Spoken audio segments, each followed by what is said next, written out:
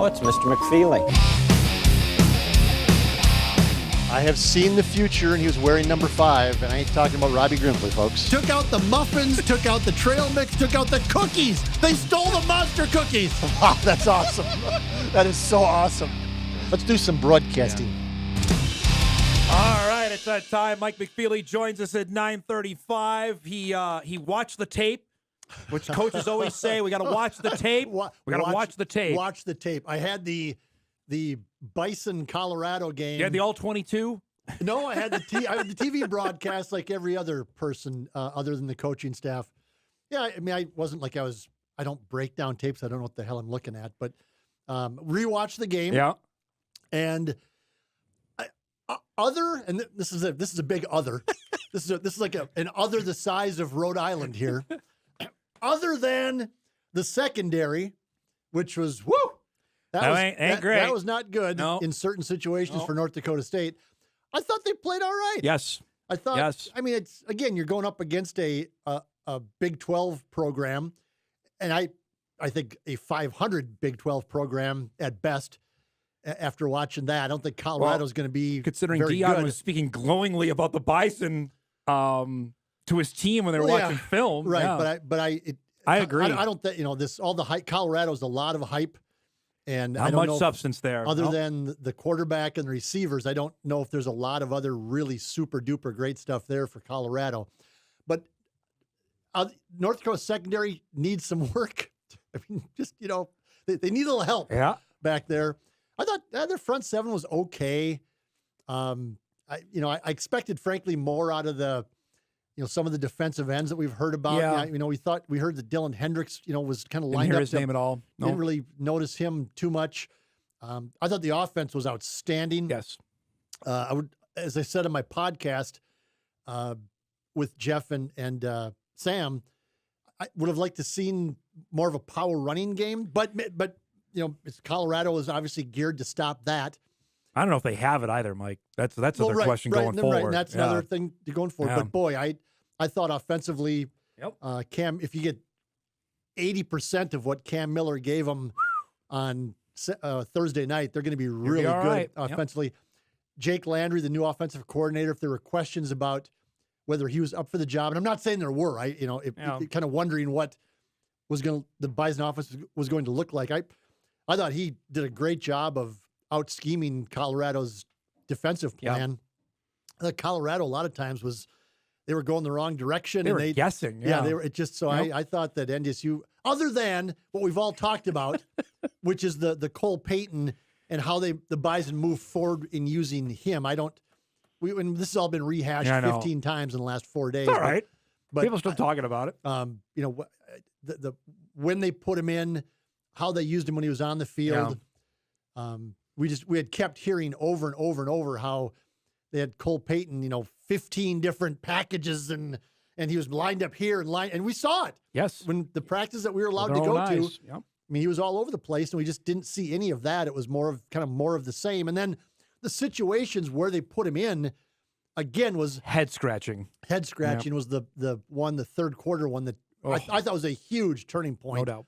In the game where they got the delay of game penalty, which was unnecessary because they had 3 timeouts in their pocket. It just didn't make any sense there, that whole sequence. There's 2 things on that as well. And going back to Colorado, because I had people asking me on Friday when we were doing the show, like, what were they doing throwing the ball? I think they need to run it. Dion wanted Shedeur to get to 500 yards throwing. That's what he was doing, throwing the ball. Well, it's either Dion wanted Shedeur to get there, or Shedeur wanted to get there. Yeah. Because Dion said it was Shedeur's decision, and I mean, so he took it. So I mean, so it was the strangest thing. It left the Bison a chance to win the game, and that was a talker nationally. Dan Patrick, Jason Whitlock, they were all over that, going after Dion and Shedeur for that, and that's. I mean. The whole situation's odd in Colorado after having been out there. Yep. Dion is. It's just all about the numbers and the flash, the glitz of it. Glitz of it. Mm-hmm.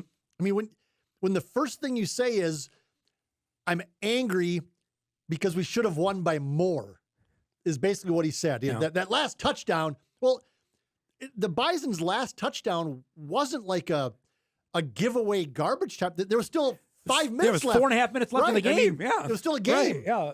And so it just got him within one score. And then the Bison had the ball at the end of the game. To win the game. Because of Colorado's mismanagement. So it's not like the last touchdown was like with 5 seconds left in the game where it was where NDSU was scrambling to and the ball was tipped like 3 make it times. look better. Yeah, right, NDSU was still in the game trying to win the game. Right. And it wasn't. So that part of it was odd. I'm sitting there kind of going, that's odd. I mean, it wasn't like a total garbage time touchdown. It was still 5 minutes left in the game. He was effusive in his praise of Cam Miller, and rightfully so. I thought that may have been Cam's best football game as a Bison. Yeah, it's hard. It's hard. It's up there. And we've talked before about how Cam in some of the biggest games, and Tim Polasek in coded coaches wording this fall said we need our best players to play their best in our biggest games. And I read that as we need the quarterback to be our best player in our biggest games. And he was on this day. I mean, Cam has had a great career. I've been one of his supporters when he's been taking a lot of guff nationally and even locally from fans like, Cam Miller is a hell of a quarterback. Always has been. The one, and people focus on he hasn't beat South Dakota State. It's a team game.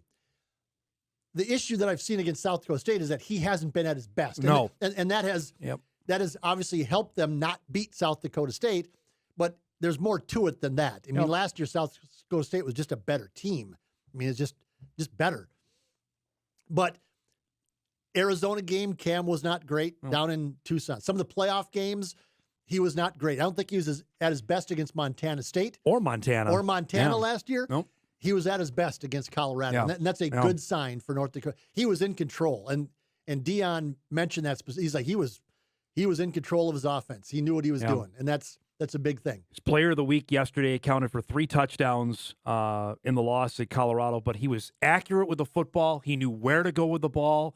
It was decisive with the ball. He was on time. Yes. There was no. He's on platform as well. Yeah. But it was. I said this earlier. He was never in danger of being intercepted. There was never a throw. There was never a throw where you went and he never threw any up for grabs. There was one out pattern where he kind of had to get rid of it quickly, but he threw it away. He wasn't didn't force anything. He was decisive in running the ball.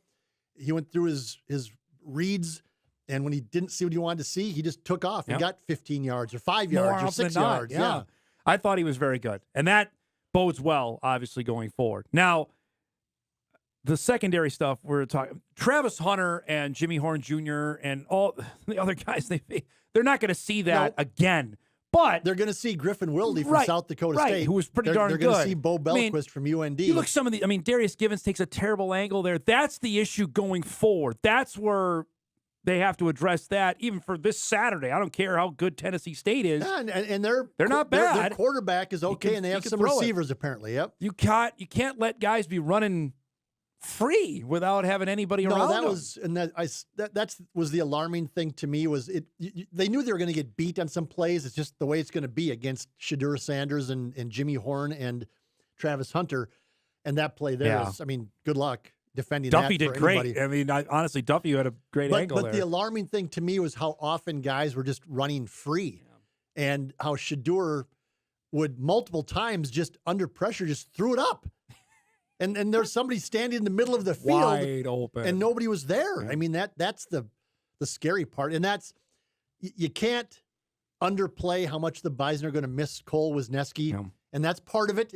That's an unfortunate situation. Is their best player got hurt or re-injured or didn't heal properly, or however you want to phrase it, and so they're going to be without him. But they got to figure it out. Right. I mean, they have to figure out some way to overcome their shortcomings in the secondary. I think Jalen Duffy may be one, Mike, that we saw him play. I think he effectively replaced Marcus Shepard in the second half of that game. It kind of looked like it, yeah. That he may be the guy going forward at that spot. We'll find out. I don't know. Again, depth chart is worth the price of paper it's printed on, but Yeah. I'd be interested to see if there's any changes there. Yeah. But safety, that's a corner. Safety is the bigger issue Safety here. to me is the bigger issue just because you have to depend on them more Right. in stopping the run and covering the middle of the field and all of the things that a good safety can do. And the Bison have been really good at safety for a really long time. Even last year, Sam Young kind of got thrown in unexpectedly. By the end of the year, they had kind of rejiggered the defense a little bit after the UND game to kind of, play to their strengths maybe and sort of hide some of their weaknesses. Yes. Yep. Boy, Thursday was their safeties were not in the picture often enough. I mean, just like, wow. I mean, woo. The Jimmy Horn touchdown, there was an area code available for him to catch the ball. Like, where was everybody? And that, you look at that spot, we got to go to break, but Jalen Crumby's a young man they like. He didn't play in the game on Thursday, redshirt freshman at that safety spot. Givens was obviously out there. Young's there. Ryan Jones is there. Hudson Arts is a guy who's in his third year in the program. Other than that, they've got young there. I mean Y-O-U-N-G, young, not J-U-N-G. That's it. And I don't know what you do. They have what they have. Right. And obviously, it's going to be a question going forward, and we'll ask Tim Paulsek and Devin Kleiman about it every time we get the chance about what's the plan here. But we're going to find out. I mean, they have 11 more games left, and so it's going to show through. And stands to reason it might be a glaring issue if it's not fixed here. Right. Yep. Let's break. We come back, get a couple emails to ask Mike about the other FCS games over the weekend, what takeaways he had from week 1 of the college football season. Back to wrap up our first hour right after this. Back on Hot Mike, you see that play that Travis Hunter somehow made the catch on Jalen Duffy. Email comes into the show. Mike and Dom, what are your thoughts on this? SDSU did some things offensively, but got no pressure on Oklahoma State quarterback defensively. The skill players from Oklahoma State couldn't be stopped. SDSU running backs and wide receivers are going to be tough to stop again this season. UND's defense looked pretty good, and the offense sustained some drives but couldn't score. They had a 12-plus minute drive that resulted in 3 points. Yeah, I watched most of the UND game. I did not see much of the South Dakota State game. A couple things. I did go back and watch kind of the quick zip of the SDSU game. They were never in the game. No. That's the part that surprised me. They clearly openly talked in Brookings about going down there to win the game and how they wanted to prove that they're an FBS program or equal to an FBS program, like we've done in Fargo for 15 years now. But I got the sense in talking to you and others, Dom, that they were just never in the game. It just was never. No, Gronowski didn't play well. He threw a bad interception, and I mean they'll be fine in FCS. Yes. It's just they're still the best team in FCS. I just thought that they would be more competitive. I think the gap is gone for the most part between them and North Dakota. I thought North Dakota State elevated itself in my preseason appeal, and SDSU lowered itself. I mean, knowing the competition they play. But what we have said all along is the narrative out of Brookings is, we're just going to keep on reloading. Yeah. You can't lose 5 or 6 NFL guys and just be the same. Right. Even if you have the quarterback. Right. Right. I mean, you can't. And so they're still the best team in FCS. But I think the gap is less than it was between them and everybody else. And it gives everybody, Wildy's really good. Yep. Amar Johnson's just fine. Bach's good. Is really good. Yep. Their offensive line is not as good as it was because they lost 2 NFL guys. Right. The same as NDSU's offensive line lost 2 NFL is not guys, as good as it was a year ago because they lost 2 NFL guys. You can't just plug and play. I did think, and I thought of you watching the game, that UND acquitted itself better than I thought. I thought they played fairly well. I can tell you that there was much trepidation in Grand Forks about the offensive line and the quarterback. The offensive line was fine. I thought at times they were kicking Iowa State's rear end up front. That was an exact text I got. And from who? Anybody I know? Might be. May have been phrased differently. Yes. and the quarterback Simon Foe Rumfo was fine. He's mobile. Yep. I don't know that he's going to be able to push the ball down the field. Nothing deep. No. With his arm. I mean, Bo might have 150 catches this season. And keep in mind, this is game one, right? And nobody knows anything. And so now that there's film out on Simon Rumfo and on their offensive line, and we'll see how Montana attacks it. But teams are going to make adjustments the same way they're going to against North Dakota State and Colorado and South Dakota State and Oklahoma State and everything else. Game one is especially in the transfer portal area, it's a scary deal. You just don't know. Yep. But I thought UND looked fine. Yep. I would never pick them to go 4-8. I know that. Hello. Yeah, I got it. I heard you. Idaho got all of our attention Saturday night because they were scaring the heck out of Oregon for a while. And again, don't put too much into an opening FBS FCS game because Oregon is Oregon, off. But they're looking. But I thought Idaho defensively. I watched most of that game. Yeah. Idaho was flying around defensively. They were way better on that end of the ball. They were looking pretty good. So, Jason Eck, whatever Bison fans think of him, and it probably ain't much. They look to be okay in Idaho. Montana struggled with Missouri State. What do we make of that? At home, because now that's FCS versus FCS. I know Missouri State's leaving. Missouri State is not.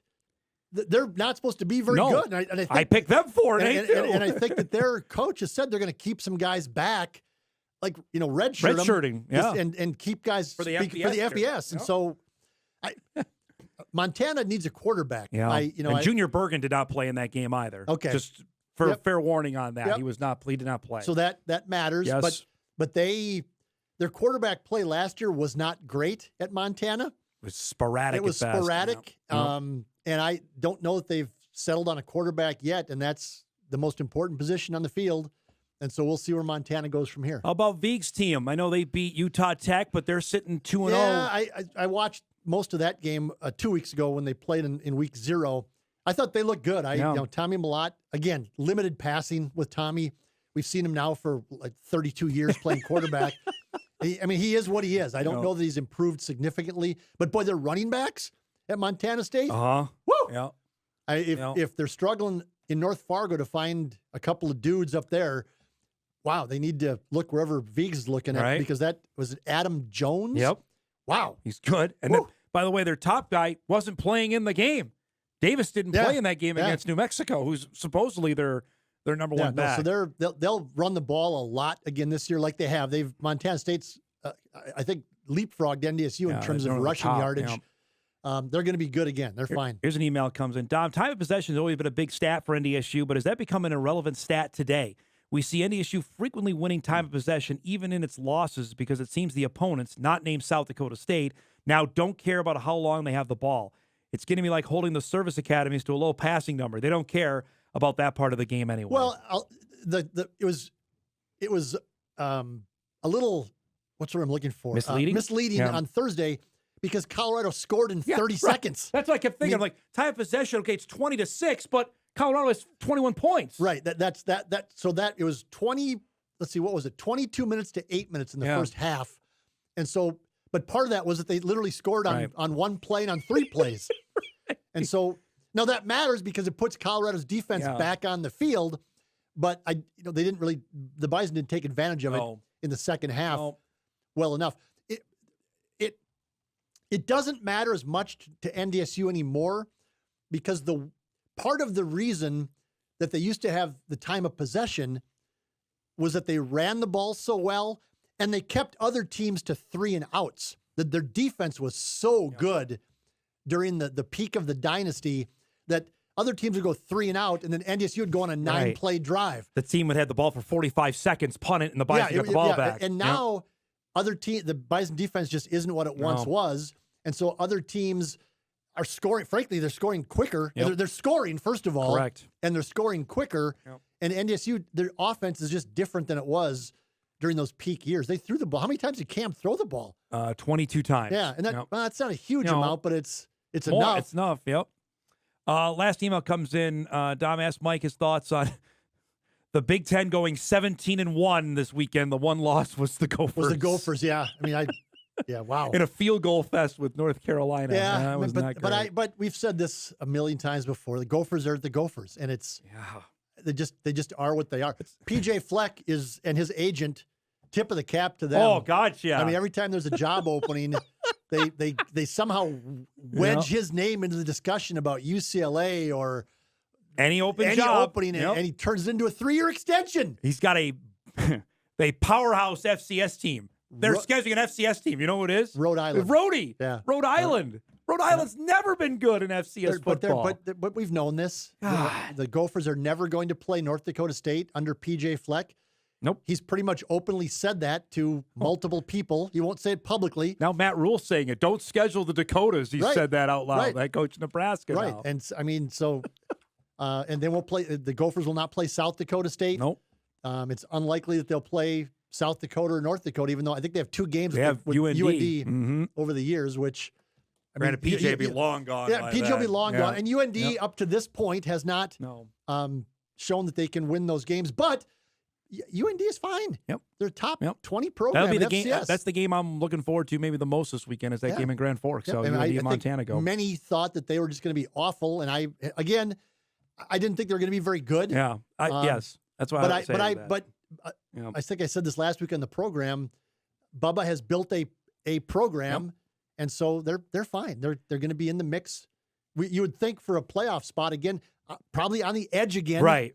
But fingernails on it. So Illinois State. Yeah, I know. I was tooting their horn for here. 3-4 weeks, and they just looked awful against Iowa. Out of the building. They just looked Iowa. awful.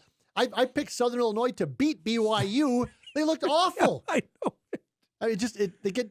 Man. I mean, whatever Week you one, want, baby. We know that Colorado is not going to be a CFP team, but they're not bad. They're going to be a 6-6 type team in FBS, and they have some tremendous. They have 2 first-round draft choices.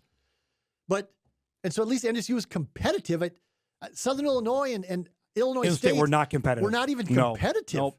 Last thing before we go on that, Colorado, Nebraska. You want to pick a winner on that one on Saturday night? I got to go with Nebraska. Go with the Huskers? Huskers? It's in Lincoln, and then every team is going to be laying in wait for Colorado, and that's part of the problem with what Deion is doing. Is that he makes everybody. It's everybody's Super Bowl to play Colorado, and Colorado's not good enough to be everybody's Super Bowl. Nope. I think Nebraska wins that game handily, actually. I don't think that Matt Rule will take his foot off the gas. Nope, not of an opportunity. Nope. Great to see you, bud. Yep. We got another big week of coverage coming up. Mike McFeely joining us. Get ready for and the Tennessee Dragons State. Open. We got Thursday night. Lockway coming in a half hour. I have put the you got the Dragons on notice here. I did. I'm not sure that they appreciate me doing that, but I have put the Dragons on. I said they will compete for the playoff this year. Yep. All right. I'll let him know that. I'm sure he saw he knows. I've already talked to him about it. Thanks for coming by, bud. Hour 2 of Hot Mike on a record-setting high school football game in North Dakota Friday night. We'll chat about that when we come back.